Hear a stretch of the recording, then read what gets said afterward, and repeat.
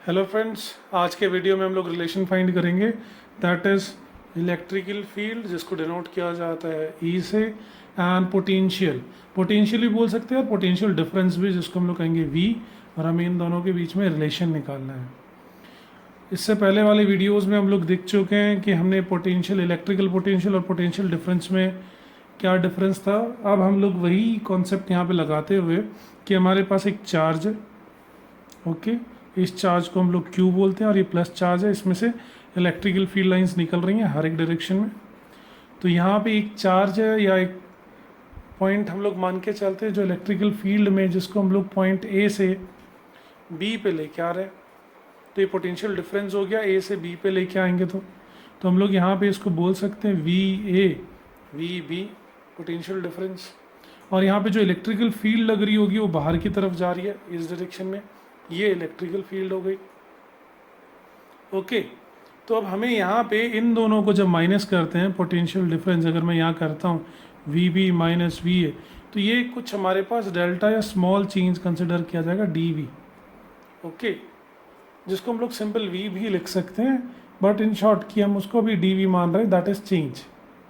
Now अगर किसी भी एक पॉइंट पे जो यहाँ से यहाँ हमने इसको धक्का लगा के कुछ यहाँ पे वर्क डन किया होगा, कुछ तो वर्क किया है, फोर्स इनटू डिस्प्लेसमेंट। अब हमें यहाँ पे दोनों वर्क को कंपेयर करना है in terms of charge and in terms of potential. So let's see to it.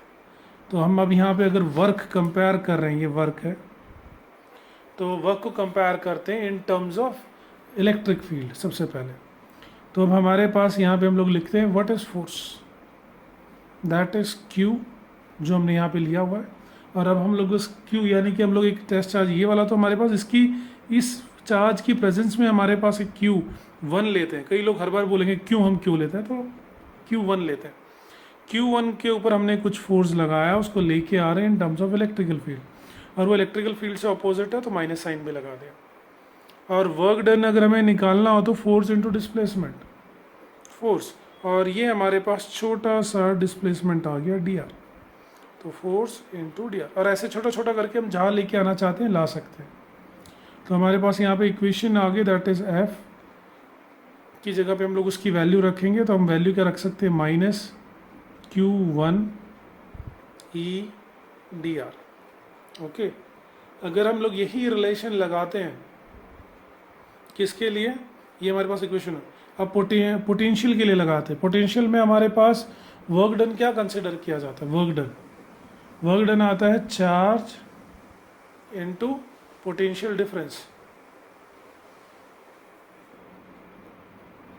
तो चार्ज हमारे पास यहाँ पे Q1 है, और पोटेंशियल डिफरेंस अगर हम बात करें तो VB माइनस VA, और इनके बीच के अगर डिफरेंस की बात करते हैं तो हम लोग उसको रख सकते हैं Q1 DV, ये इक्वेशन 2।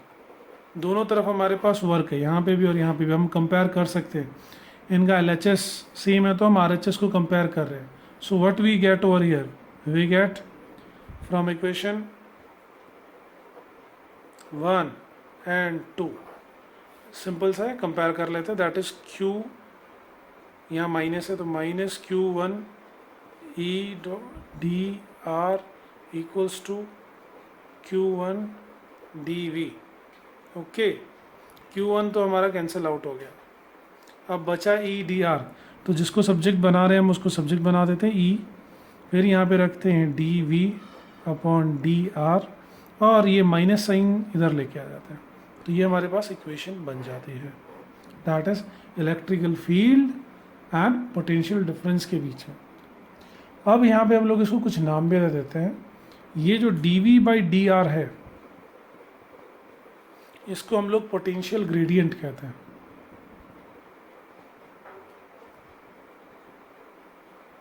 ठीक है, पोटेंशियल ग्रेडियंट।